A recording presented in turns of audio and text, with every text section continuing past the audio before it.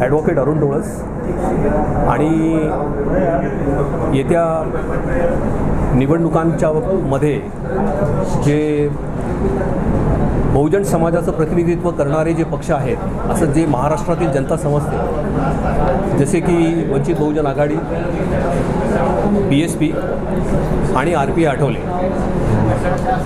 तर ह्या पक्षांना लोकांचं म्हणजे पर्टिक्युलरली बहुजन समाजातील लोकांचं काय मत आहे, त्यांच्या अपेक्षा काय आहेत, पर्टिक्युलरली निवडणुकांविषयी काय अपेक्षा आहेत, तसंच शैक्षणिक,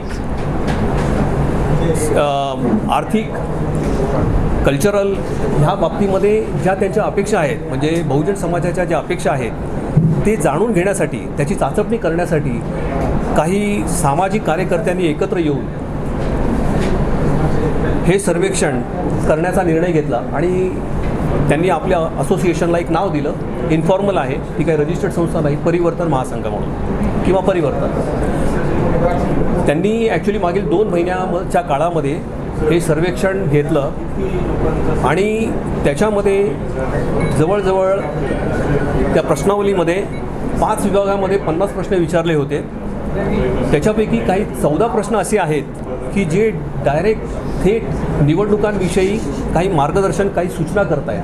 म्हणजे जसं युती आहे किंवा EVMचा वापर आहे किंवा हे जे बहुजन समाजाचं प्रतिनिधित्व करणारे जे राजकीय पक्ष आहेत त्यांच्या युतीविषयी असे जे थेट प्रश्न विचारलेले आहेत, असे 14 प्रश्नांचा निष्कर्ष आम्ही आजच्या तारखेला येथे पब्लिश करीत आहोत. त्याच्यामध्ये जसं तुम्हाला प्रेस रिलीज जी दिलेली आहे त्याच्या अनुषंगाने तुम्हाला कळलंच असेल की वंचित बहुजन आघाडी, RPI आठवले आणि BSP बहुजन समाज पक्ष ह्यांनी NDA किंवा इंडियाबरोबर जर युती त्यांची झाली नाही तरी देखील लोकांचं असं मत आहे, जवळजवळ 49% सहभागीदार असं म्हणत आहेत की ते वंचित बहुजन आघाडीला मत देतील. परंतु त्याचबरोबर 31% सहभागीदार असं म्हणत आहेत की ते त्या परिस्थितीमध्ये इंडियाला मत देतील. म्हणजेच आपल्याला असं दिसून येतं आहे की बहुजन समाजामध्ये वंचित बहुजन आघाडीची लोकप्रियता खूप वाढते आहे, परंतु आपल्याला हेही दिसतं आहे की त्याच्या खालोखाल 31% लोक इंडियाला मतं देण्याचा विचार करत आहेत. म्हणजे जवळजवळ जर हे दोन जणांची युती झाली तर 80% सहभागीदार यांना मतं द्यायला तयार आहेत. तर ह्या सर्व गोष्टींचा आम्ही ह्या ठिकाणी आपल्या प्रेस रिलीजमध्ये उहापोह केलेला आहे.